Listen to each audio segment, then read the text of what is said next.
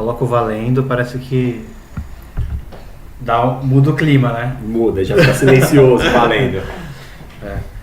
Então, a gente está começando aqui o primeiro podcast Ultra Discos. Meu nome é Fernando Lima, estou aqui com Michel Matos. O que é Ultra Discos? Ultra Discos é a junção do blog Ultrassom com o perfil do Instagram Underdiscos. Ultrassom é o blog que eu, Fernando Lima, escrevo sobre música brasileira contemporânea de vanguarda, a galera nova que está fazendo som. E Michel, explica um pouco aí o que é o Underdiscos. O Underdiscos, ele vem de uma grande coleção que eu tenho de discos, que agradeço meu pai e minha mãe, né, por ter me ajudado no começo com o dinheiro para comprar discos, e eu comecei a colocar alguns posts comentando o disco, algumas passagens da minha vida, comentando por que aquele disco foi importante ou não.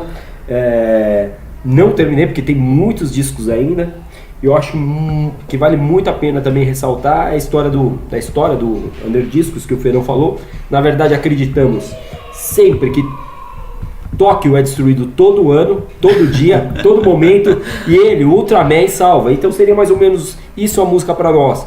Um dia ruim, um dia péssimo, um dia que não foi legal no trabalho, escutar um disco, parar em casa, abrir um CD, abrir um streaming, abrir um simples disco, pode mudar sua vida. Então essa é a ideia da gente conversar um pouquinho sobre música, um pouquinho sobre como ela funciona, um pouquinho das nossas experiências de música, que não são poucas. A gente já passou poucas e boas. Quem sabe um dia a gente conta a chuva de pedradas do show do Blind Pigs, que foi sensacional. Me lembro eu, Fernando, escondido atrás de um muro, voando pedras. Mas falando muito disso de música, que hoje eu acho que falta um pouquinho para as pessoas o que procurar, o que fazer.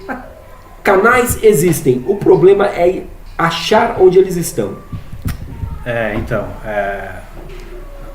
Não sei se a salvação, mas a gente vai tentar também ser o Ultra Seven aí, Ultraman, não sei, tinha muito Ultra nos anos 70, 80, né? A gente cresceu assistindo essas porra desses desenhos não, eram uns filmes, né, de criança, sei lá.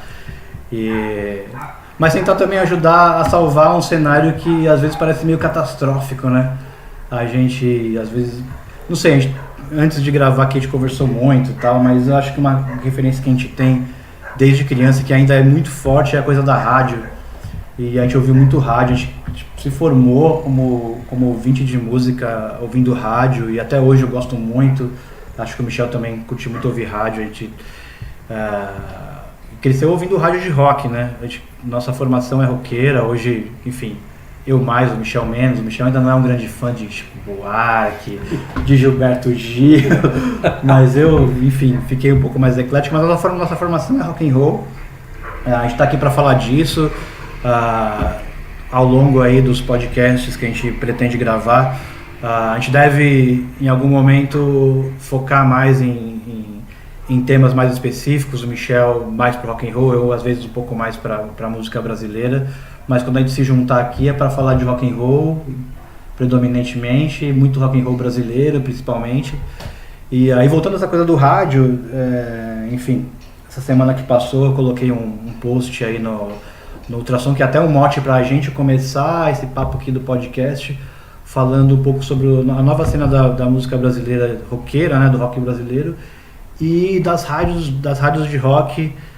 Eu sei que pelo Brasil existem rádios com diferentes características, mas a gente está aqui em São Paulo, e aqui a gente tem predominantemente a 89 e a Kiss, e a 89 é desde criança pra gente a referência de rádio de rock. E estava conversando aqui agora há pouco, lembrando daquele filme Adeus Lenin, né? Que uma senhora fica em coma na Alemanha Oriental nos anos 80, e ela é comunista ferrenha do partido e tal. Aí ela fica em coma. Nesse período que ela está em coma, o muro cai, a Alemanha Oriental deixa de existir, se unifica, e quando ela volta os filhos ficam todos preocupados que ela não pode ter nenhuma emoção forte, ela não pode descobrir que a Alemanha Oriental se anexou à Alemanha Ocidental, e eles criam um mundo como se fosse a Alemanha Oriental para ela não descobrir isso. Ouvir 89 hoje parece um pouco isso nos anos 90, alguém que entrou em coma nos anos 90, acorda, pensa que ainda está nos anos 90, você ouve as mesmas bandas que são do caralho, são demais, tipo, você ouve Soundgarden, Pearl Jam, Aerosmith, o que mais, Michel? Jesus Jones. Cara, escutando muito Soul Asylum, você consegue escutar as bandas dos anos 90 que elas foram muito importantes. E eu acho que falta um pouco disso, porque a gente ficou um pouco também estagnado nesse formato que foi um sucesso nos anos 90. Nos anos 90, para quem participou dos anos 90, você tinha poucos canais de informação. Você tinha MTV, você tinha momentos da MTV onde ela anunciava que ia ter um novo clipe do Nirvana, um novo clipe do Yorodelic, um novo clipe. E aquilo era um choque para nós, porque era um momento que você ia assistir um lançamento. Hoje você quase não tem lançamento, porque você tem vários canais, especialmente pela internet, onde você pega, grava um clipe, grava uma música e lança por ali. Hoje não tem mais. 89 hoje ela acaba reciclando muito disso.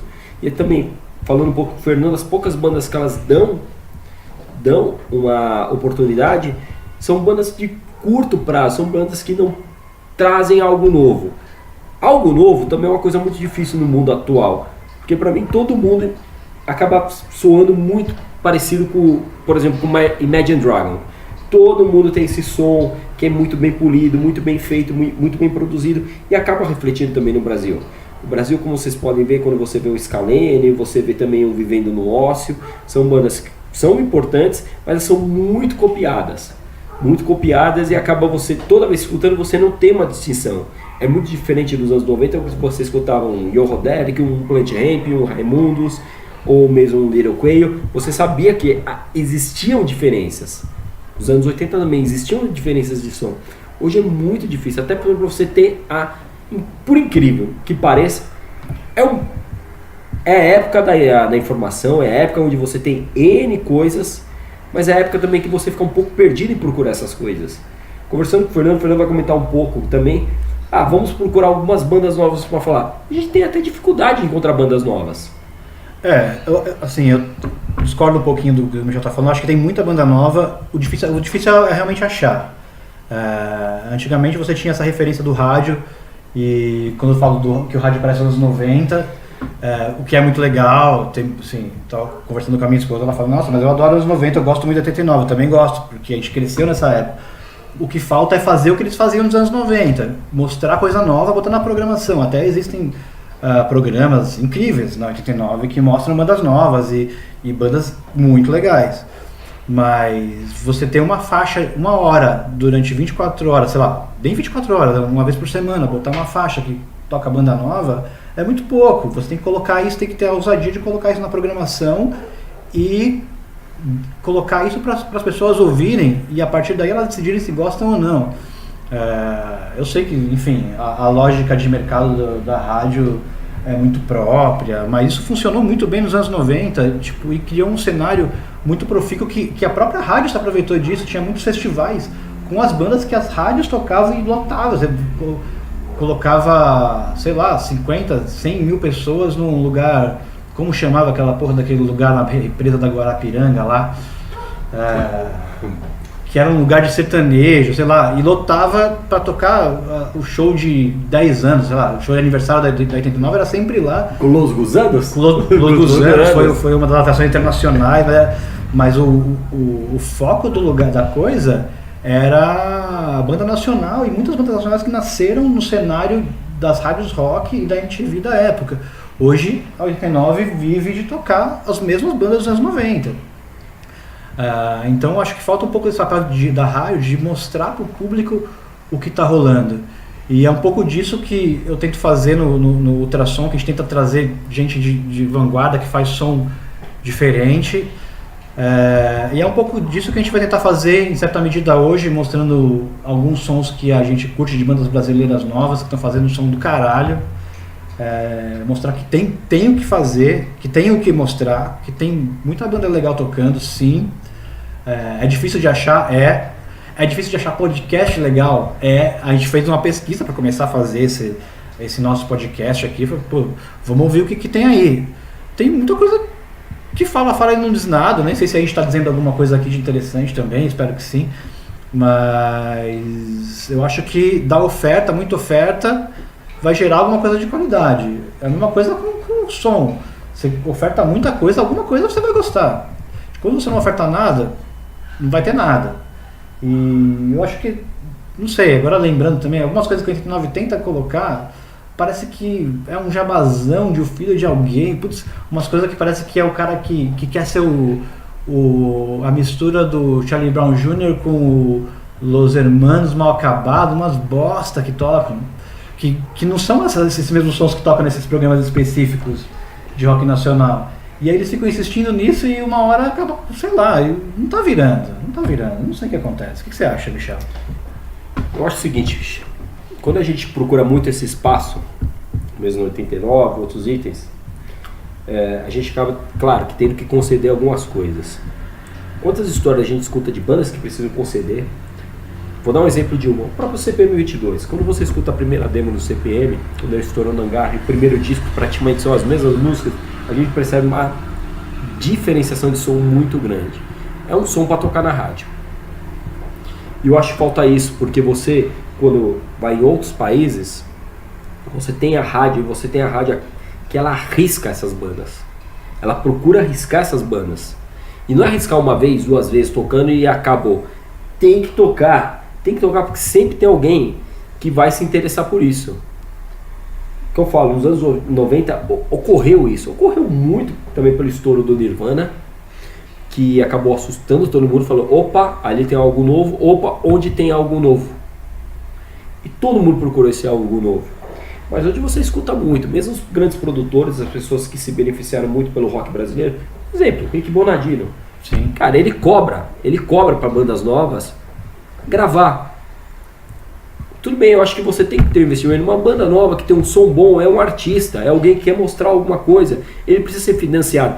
Um exemplo muito simples, escutando o primeiro álbum do Sabá, quem influenciar aqueles acordes, primeiro álbum do Stooges, aquela distorção generalizada numa época que era totalmente hippie, uma época vamos montar aquilo, é uma música legal, uma música bem feita, mas pinta uma banda com totalmente distorção. O Brasil quase não tem isso. Nós tivemos alguns selos que arriscaram. O Banguela é um. O Banguela tem um documentário incrível sobre o Banguela, né? Agora com a lamentável morte do Miranda recentemente, entrou à tona esse documentário e disse lá, né, e em outras entrevistas também, o quão revolucionário pro nível brasileiro, que não é muito afeito, ainda mais no mainstream de música a arriscar, né? O quanto foi revolucionário, né, o Banguela. Não, e você tem também algumas gravadoras que são gravadoras independentes, como a 30 Records, a Monstro. A Monstro é sensacional, se eu não me engano ela é de Goiânia, ela organiza também o festival, o Goiânia Festival, tem o MQN, leva N outras bandas para tocar lá, e é uma coisa impressionante. Brasília também tem o Porão do Rock, que acaba atraindo isso.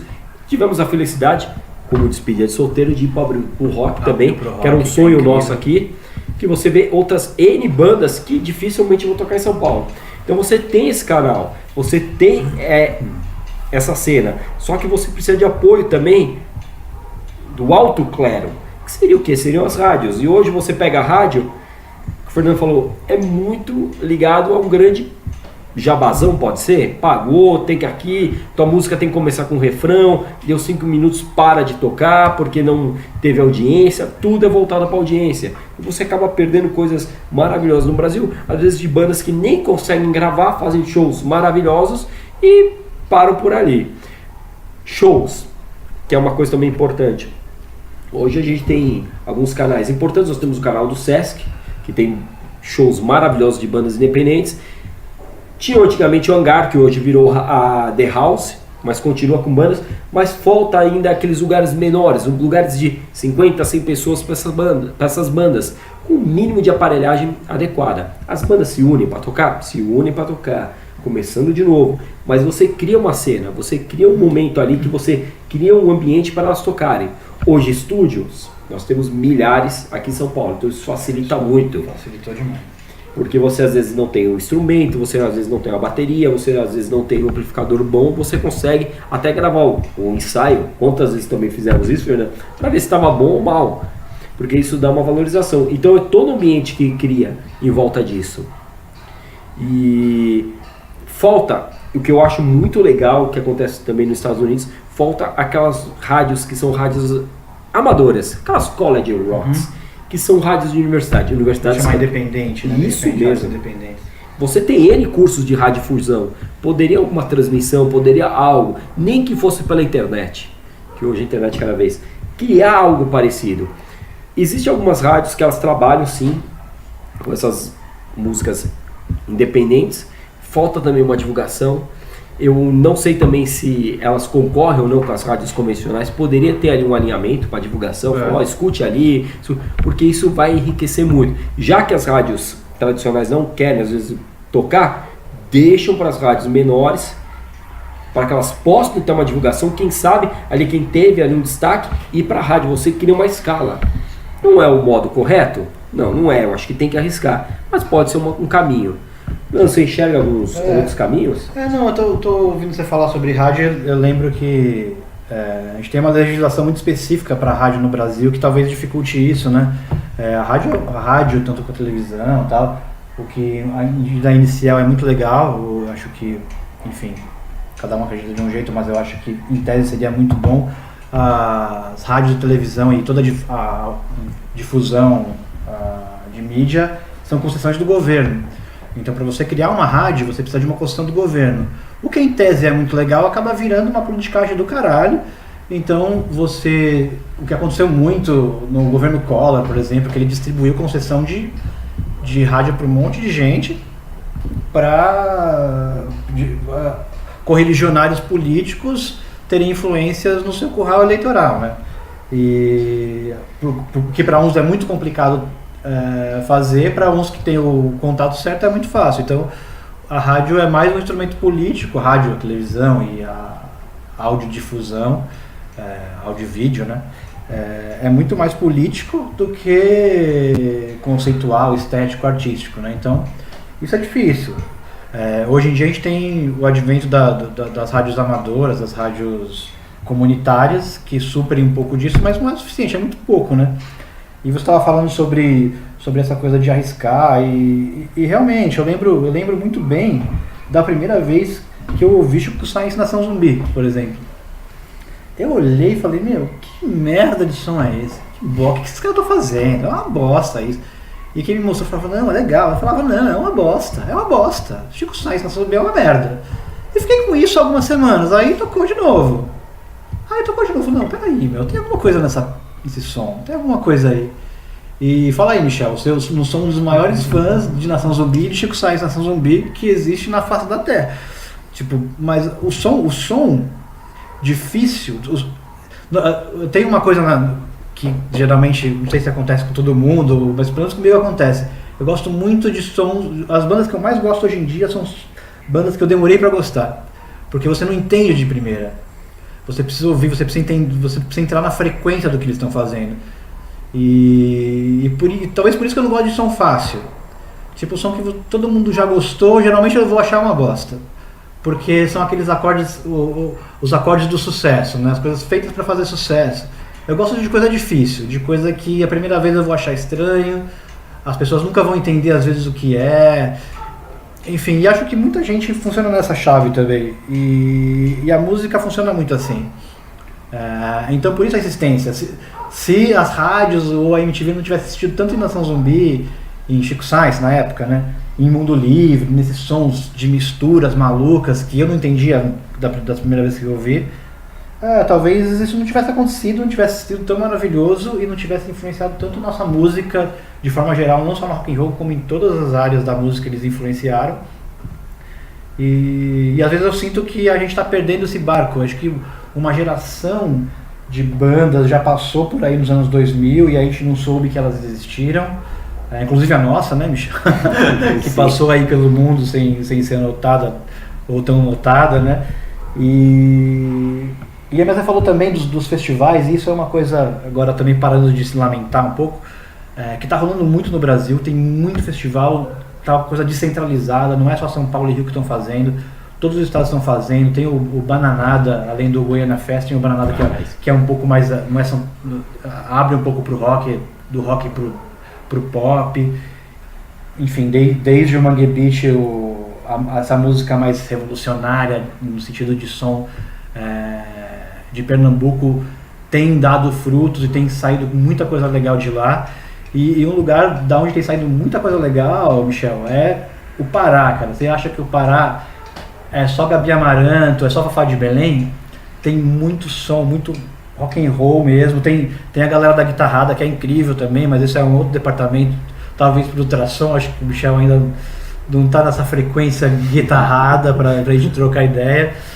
Mas agora, para mostrar a nossa primeira banda, que a gente deve mostrar algumas aí no nosso programa hoje, é uma banda que vem de Belém do Pará, que faz um som rock and roll clássico, hard rock, fudido, com letras muito bem humoradas, de autoironia, sem ser forçação de barra.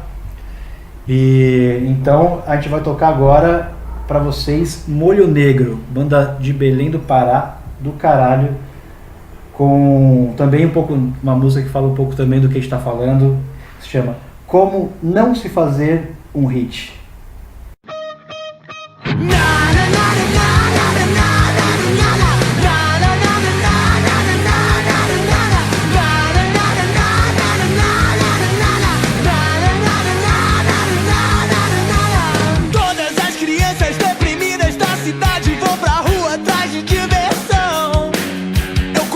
Maquiagem que esconde a minha angústia e realça essa frustração. E tudo que eu faço você acha ruim. Você julga, você avalia e confirma. Essa é a receita de como não se fazer um hit.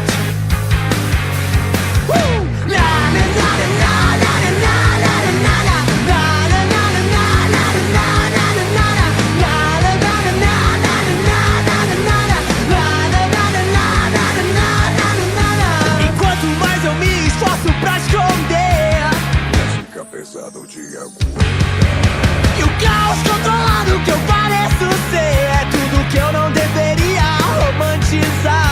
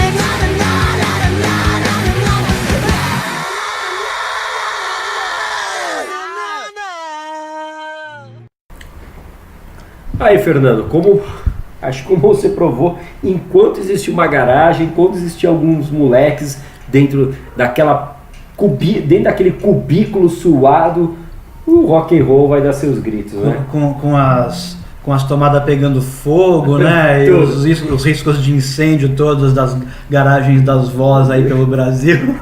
A avó perdendo a audição, o rock and roll vai viver. Vamos por mais uma aí, Debbie The Mentals. Vale muito a pena também escutar a banda que abriu o Pel 7. Segue aí.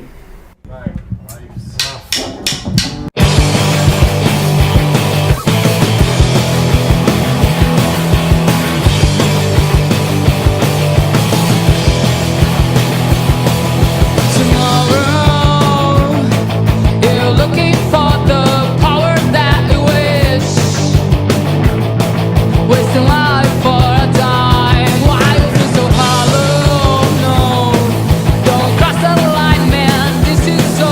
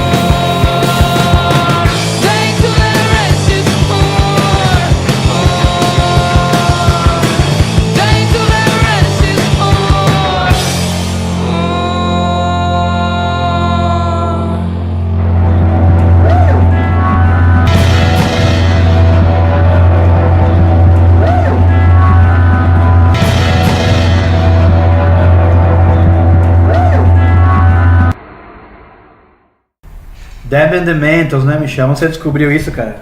Cara, na verdade eu descobri isso também pela internet. Esses programas que tem no YouTube. Eu vi no Meninos da Podreira, um canalzinho bem bacana também que fala muitas bandas hardcore novas e velhas também, como Dead Fish, o próprio Bullet Bane.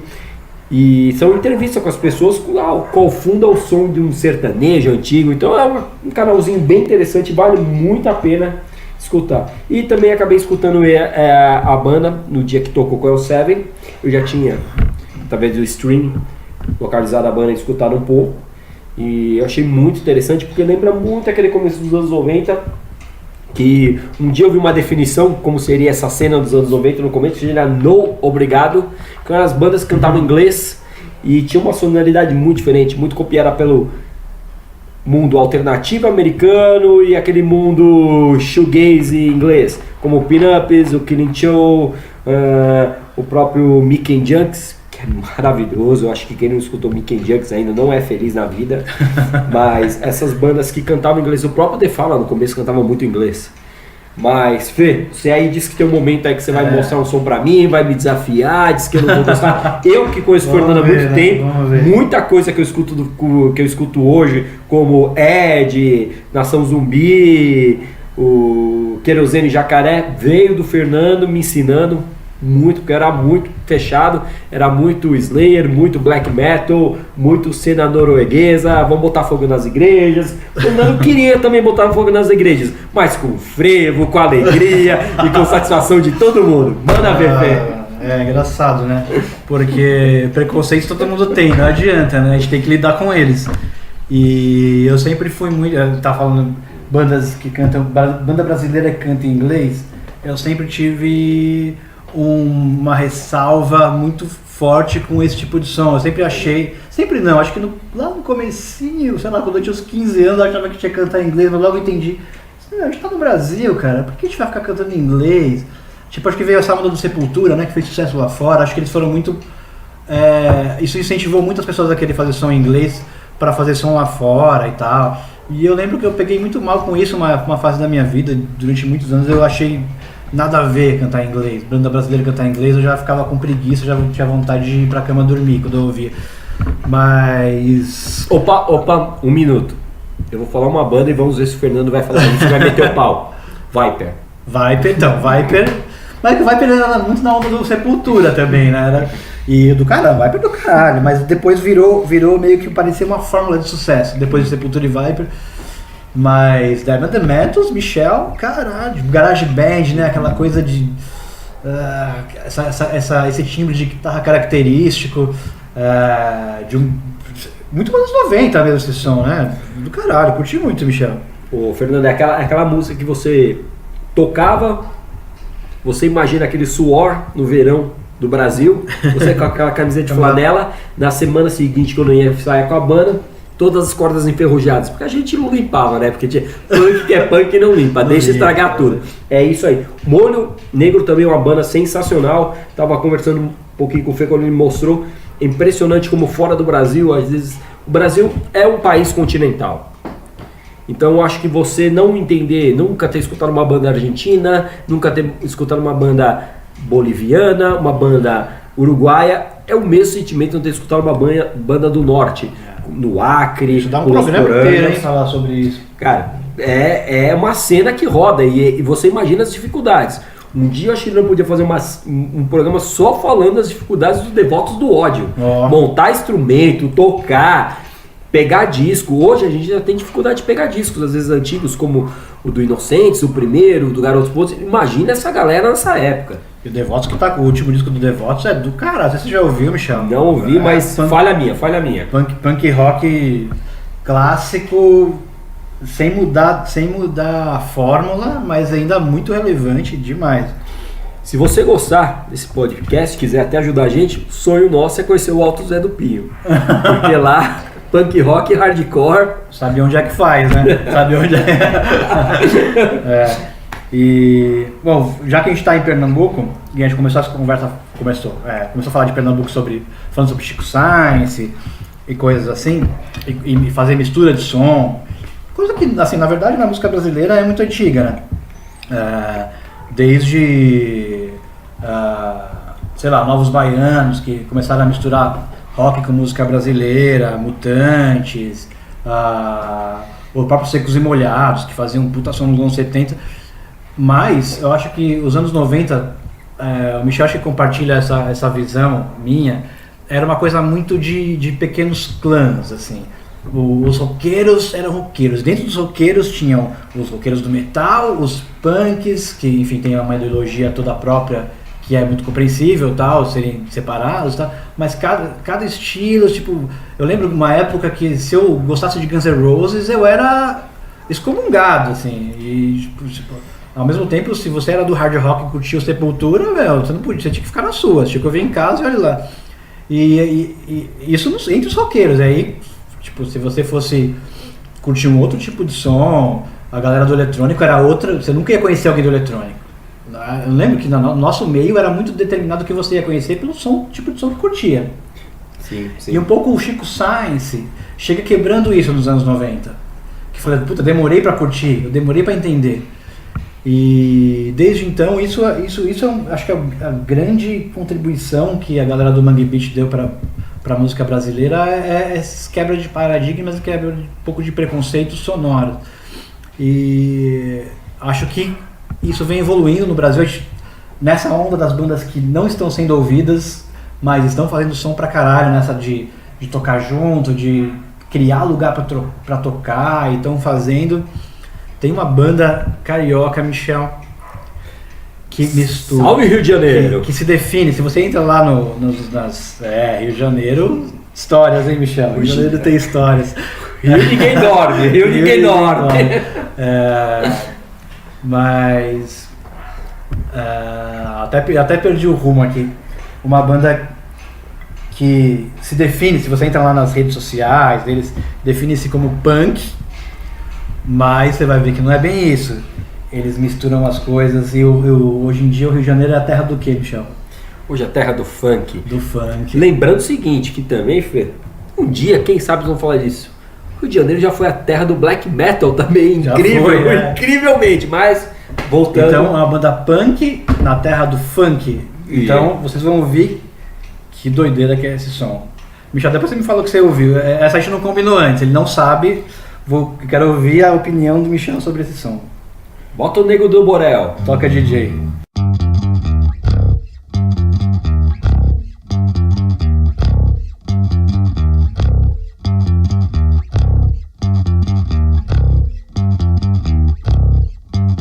Seu prédio vai tremer na hora que eu passar. O grave anuncia que essa noite eu vou chapar. Seu prédio vai tremer na hora que eu passar. O grave anuncia que essa noite eu vou chapar.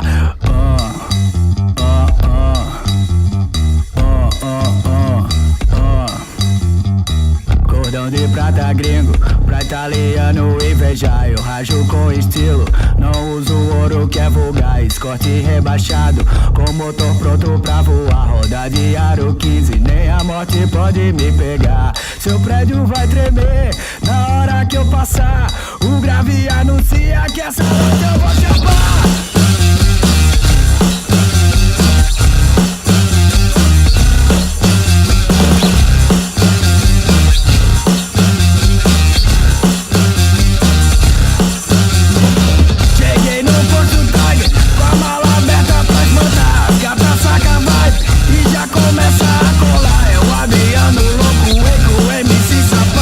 O Pitbull, o Nélio, o Guedes, o bonde do tesão. Deitei o Johnny Walker.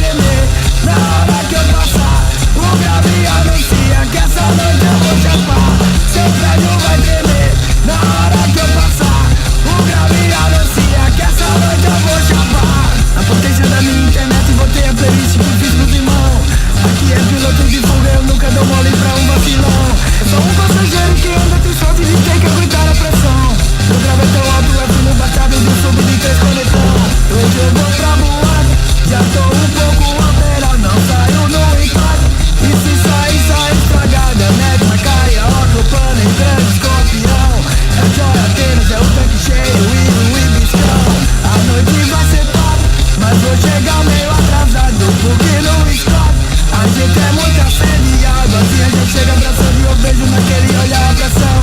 A força do sul é tão grande que vibra a retina e os copos na mão. Os copos na mão.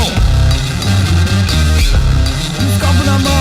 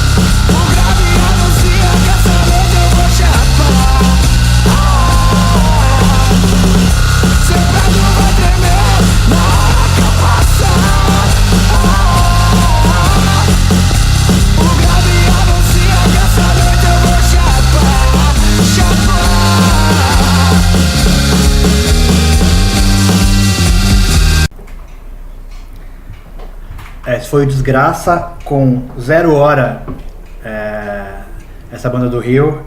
É engraçado, esse disco deles, eles contam uma noite, meio uma noite alucinante. E tem essa mistura do punk, do metal, tal, das guitarras distorcidas com o funk carioca. E talvez um pouco sertanejo também, porque se você ouvir as músicas, é a história dele com a dor de corno dele tentando afogar as mágoas na noite carioca com o escort tocando funk e atormentando os vizinhos. E aí, Michel, o que você achou dessa loucura aí? Bem, no meio do caminho, quando eu estava escutando, eu até comentei com o Fê que cada um com suas devidas proporções e cada um também com suas devidas influências. Lembra muito o Beck. O Beck é um cara sensacional em Nova York, onde ele uniu o rock com o hip hop, o rap, e é um pouco disso também, porque na hora que começou a tocar, a batida ela reflete muito do funk. Não são minhas bandas preferidas, mas assim, você entende que há uma qualidade muito boa na banda, porque tá tentando fazer algo diferente, tá tentando mudar algo, você percebe que tem. Você olhou aí no Spotify, quantos fãs eles têm? Eu vi no Deezer, na verdade, tem 81 fãs. 81, então, cara, se 81 pessoas marcaram para escutar, vamos pegar lá, 40% é a família, porque mãe gosta de tudo, né? Mãe, não importa o que você toca, vai gostar. Deve ter a tia, deve ter a avó não, porque eu acho muito difícil a avó ter esse acesso aí no Spotify ou no Deezer, mas são 81 pessoas. Pô, vamos voltar ali, o rock and roll diz muito. Sex Pistols no começo da carreira tinha por volta de 100, 150 pessoas, 100 odiavam, 50 gostavam, e hoje é uma referência para o eletrônico, para o punk rock, mesmo para o heavy metal e outras coisas. É interessante você abrir o caminho para escutar isso, porque existe, você tem a plataforma, você tem como escutar, e de novo, alguém tentando fazer algo diferente. Vai tocar na rádio? Acho muito difícil mesmo, porque tem uma série de circunstâncias, mas é uma música que em nenhum momento perderia para uma música nova do D2, que também é muito bom, lançou uma música nova recentemente, gostei, tem um gingado, mas é uma música com gingado que poderia estar tocando na rádio. Fernando deve estar aí comentando, o Fernando que aí está entrando nesse mundo agora do funk agora, é o nosso Fernando do Borel, curte, quer mostrar o seu lado do Rio de Janeiro. Não morou lá, quem morou lá fui eu. Quem morou lá de verdade 1 ano fui eu. Mas o Fernando aproveitou muito enquanto eu morei. Você foi a algum baile funk quando você esteve lá? Nunca fui no baile funk. Você perdeu. Nunca fui no baile funk. Mas, já que o Fernando quis comentar um pouquinho dessa história, eu não quero entrar em detalhes, se não pode ocasionar alguns problemas para várias pessoas. Comentou um pouquinho que é uma noite carioca. Pessoal, não percam, escuta esse som e tem algum momento poder fazer a noite paulistana com o nosso amigo João. Com o nosso amigo João, que espero que em algum momento nos ouça, em algum momento participe de algum podcast desses aí, que a gente deve estar começando a gravar agora. Mas é muito louco, você começou a falar, eu pensei, 81 fãs, e você ouve a qualidade da gravação desses caras, e o trabalho de produção, de distorções e de timbres, coisa que era impensável um tempo atrás, e hoje se faz em casa, né? Hoje é muito fácil produzir música, é difícil você fazer a música ser tocada, mas produzir música de qualidade, se você tem boas ideias, é muito fácil ter acesso a equipamento, os equipamentos são mais baratos, os equipamentos às vezes são virtuais, às vezes você faz... Tem muita gente que trabalha só com computador, e fazer um som, tipo assim, não sei o quão vai ficar claro isso para quem está ouvindo, mas a qualidade de produção desse disco inteiro do Desgraça não é uma desgraça, é incrível, é muito boa. O que eles quiseram, dá a impressão, não sei, não conheço os caras, tá? Mas dá a impressão que eles fizeram exatamente o que eles queriam fazer. Sim. Sem, a questão técnica não foi uma dificuldade. É impressionante, é impressionante. Fernando, até comentando, você falou um pouquinho de som, o Brasil, ele pode gerar uma série de artistas e eu acho que ele tem uma similaridade, ele acaba tendo uma semelhança muito grande com outros países também. Vamos falar um pouquinho da Rússia, onde nasceu, por exemplo, Pussy Riot, que é uma banda extremamente feminista, onde não há instrumentos, são músicas eletrônicas, e é um punk rock. No meu conceito, eu acho que de muitas pessoas o punk rock, essa ideia do punk, ele muitas vezes acaba disseminando 3 acordes, bateria do batistaca, tutá. Não, é ideologia. Quando você escuta muito punk rock americano, você encontra muitas coisas diferentes, como Minutemen e outras bandas. Chico Science era punk rock? Acredito que era também, porque falava de letras de protesto dentro de um contexto da música. Era uma banda assim de vou fazer eu mesmo sem ninguém falar. E o Desgraça mostra um pouquinho disso. É funk, Eu não acho, quando você fala, por incrível que pareça, assim, que todas aquelas bandas funks ou todo o cenário funk é um cenário que, é uma música ruim, não deveria. O cenário funk tem um lado também dele do eu vou fazer, não preciso da gravadora e vou lançar, muito forte. Pode ser que a música não agrade, mas todo o contexto em volta do funk, ele é muito interessante para se estudar. Você criou um cenário independente de qualquer tipo de mídia.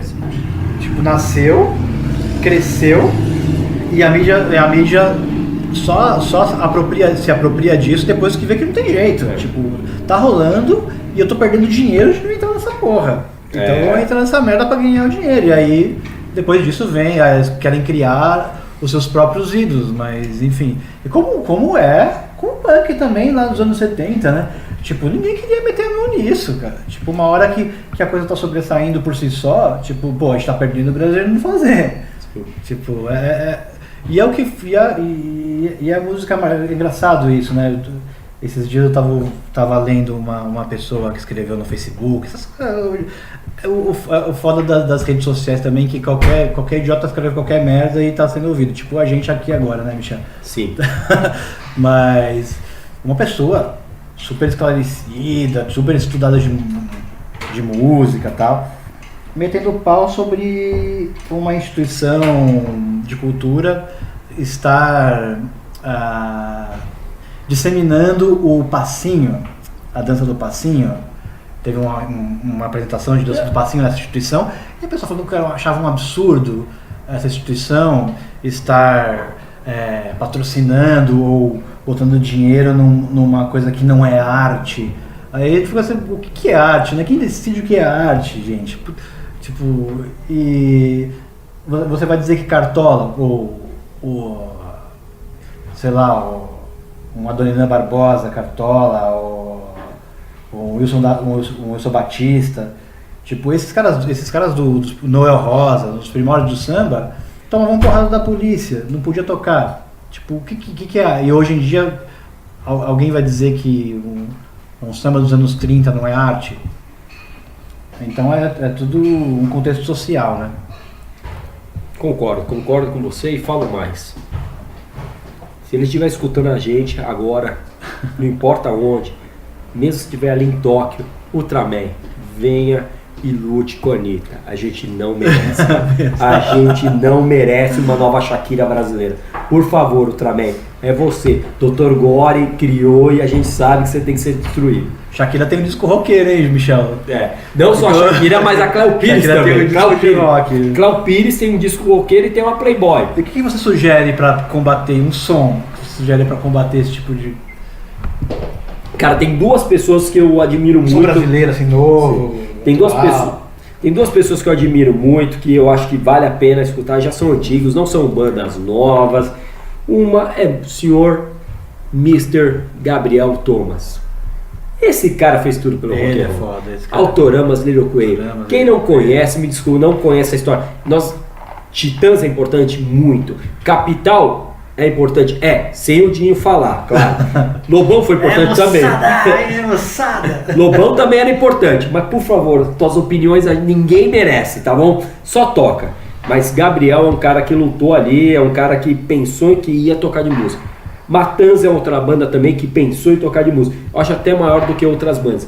Clemente do Inocentes, o próprio Plebe Rude que tá aí. E a gente tava comentando até o começo, também já faleceu, não tá mais entre nós, nem gostava muito, mas o próprio Chorão. Foram pessoas que brigaram, que queriam fazer uma música diferente, queriam mudar o contexto do Brasil e deram espaço para outras bandas também. Bem lembrado disso. Fernando, você comentou um negócio importante na Nação Zumbi, e até voltando um pouquinho só para falar. Quando falamos de Sepultura, esqueça aquela história de Max, esqueça a história de tudo. Acho que vale um respeito muito grande com a banda. Foi uma banda que fez, por exemplo, Sepultura Fest, com Ratos, com Claustrofobia, com Creator, que são bandas metais. Quem eles chamaram, que eles gostavam? Nação Zumbi. Um dos discos Sepultura que tem gravado, Da Lama ao Caos. Então é uma banda que, apesar do metal tudo, deu um tapa na cara de todo mundo, falando o seguinte: gosto de metal? Gosto de Nação Zumbi? Maravilhoso. E lançou um álbum com covers de Public Enemy, sensacional, e também Prod. Por sinal, hoje, falecimento de Kate Flint, do Prod, está lá no céu, com certeza, discotecando, Deus deve estar pulando. Céu, será? Às vezes não, né? Às vezes o outro lado é mais divertido, né? Mas às vezes Deus pode tomar um êxtase, uma coisa e tá lá se divertindo, mas vale a pena. Mas é uma banda ali que eu acho que tentou fazer algo diferente, cara. Nós falando de Sepultura, é louco, porque o Sepultura também, assim, talvez até, não lembro agora, a gente precisava pesquisar isso, não vou lembrar a cronologia, mas eles também entraram nessa onda de misturar com Roots Bloody Roots, Chaos AD colocando percussão brasileira em cima, e fazendo a gente pra prestar atenção também. Falei, pô, metal, aquela galera do metal, né, dos anos 90, que tipo eu fiz parte e tal. Pô, legal metal, mas pô, essa percussão aí do caralho, hein, meu? De onde vem essa percussão? E começar a sacar que tem outras coisas também. E o próprio Angra também fez isso. Tem tem o Angels Cry, que é o disco clássico do Angra e tal. Mas logo em seguida eles fazem o Freedom Call, e agora me fugiu o nome do outro álbum, o Holy Land, que é um puta disco com muita percussão brasileira, tipo escalas de baião que eles usam no metal. Enfim, anos 90 foi muito profícuo, tipo, e acho que todos eles devem muito isso a Chico Science, Nação Zumbi, Mundo Livre S.A., a galera de Pernambuco que veio nessa onda. E aí, eu só tô falando isso porque você lembrou do Sepultura, e eu lembrei de toda essa cena da época também, de uma galera que era super fechada e falava, não, Sepultura, metal, caralho, mas aí o próprio Sepultura começou a colocar elementos brasileiros na música e fudido. Mas você tem um outro som nacional para mostrar agora, a gente tá chegando meio que no final aí da nossa transmissão. Tem uma bela banda aí para você fechar aí nossa brincadeira aí, né, Michel? Acho que sim, até olhando um pouquinho aqui no nosso visor, a gente, claro, tá bebendo desde o começo. Inclusive, eu vou fazer de repente eles patrocinam a gente, né? A gente passou lá no Beer for You, aqui perto do metrô Vila Madalena, que vende cervejas artesanais incríveis, na pressão ali no esqueminha do chopp. A gente passou agora, a gente tá gravando isso, agora já são meio de 6, mas essa brincadeira começou às 10 da manhã. E o Michel não tinha tomado café da manhã, ele precisava de um pão. E a gente comprou um pão líquido que é mais fácil de digerir. Sim. Os egípcios já tomavam esse pão para construir aquelas pirâmides maravilhosas. E assim, vou deixar o Fê agora botar o som. Vamos pensar o próximo. Quem sabe aí falar um pouquinho mais desse rock and roll, um pouquinho mais da nossa experiência.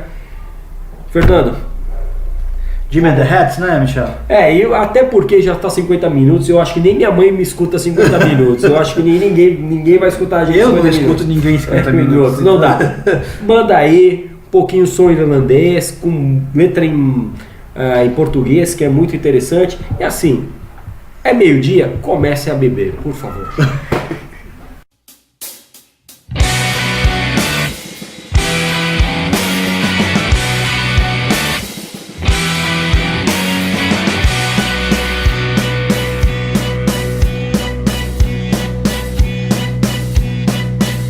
Percebo que essa jornada alcança o seu fim.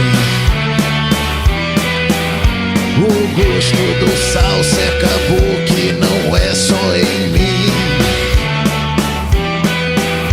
Remendos no casco não podem salvar um barco em ruínas, fantasma do mar, sem rumo, neblina, enjoo, previsão ruim.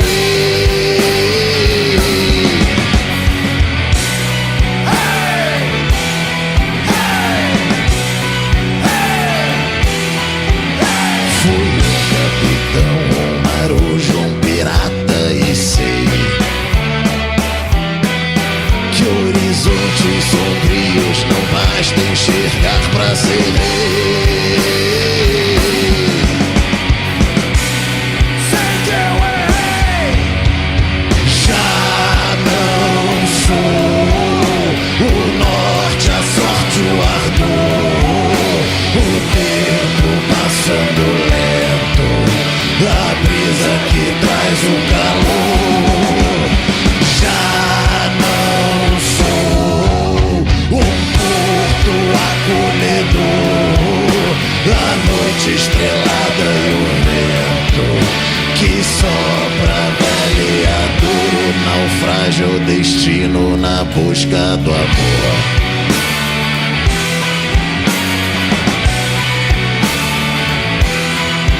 Você foi a rainha guerreira, vontade sem fim.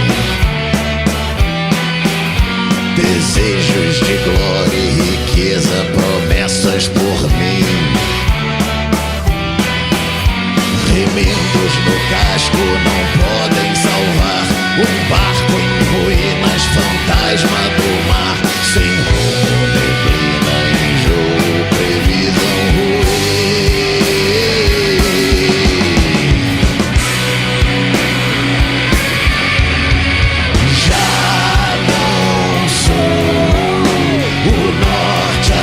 O ardor, o tempo passando lento, a brisa que traz o calor. Já não sou um porto acolhedor, a noite estrelada e o vento que sopra vereador, naufrágio destino na busca do amor.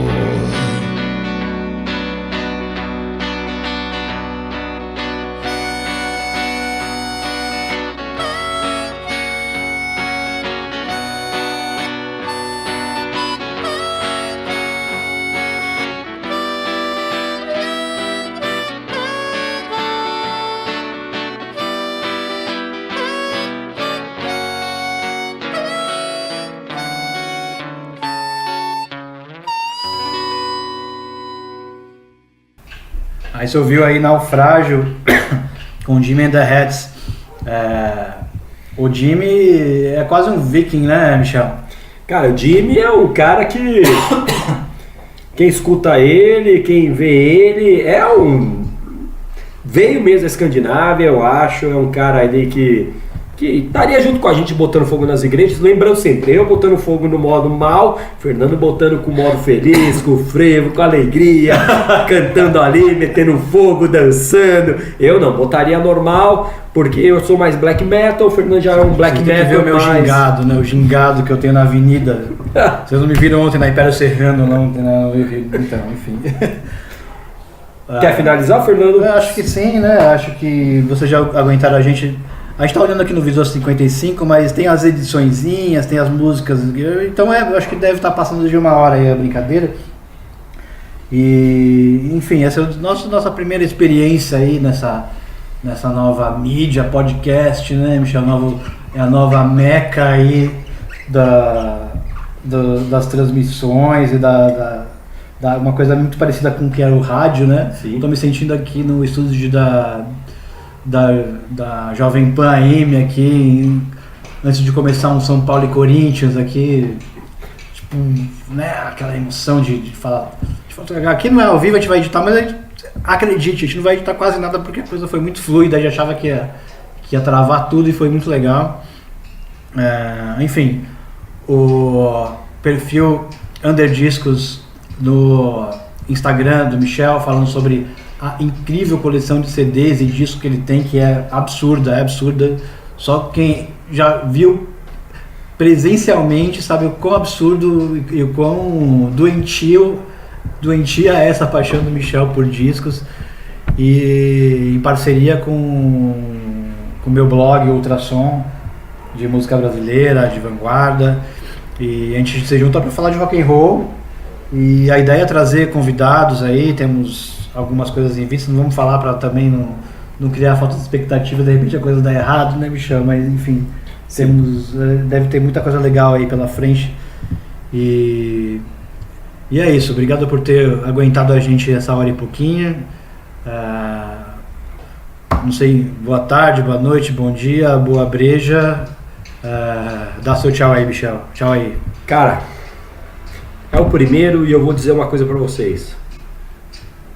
Bebam, crianças, que vocês falam muito mais. Uma boa tarde, uma boa noite, um bom dia. E lembrando o seguinte, escolham quem vocês querem quebrar as igrejas. Salve, valeu.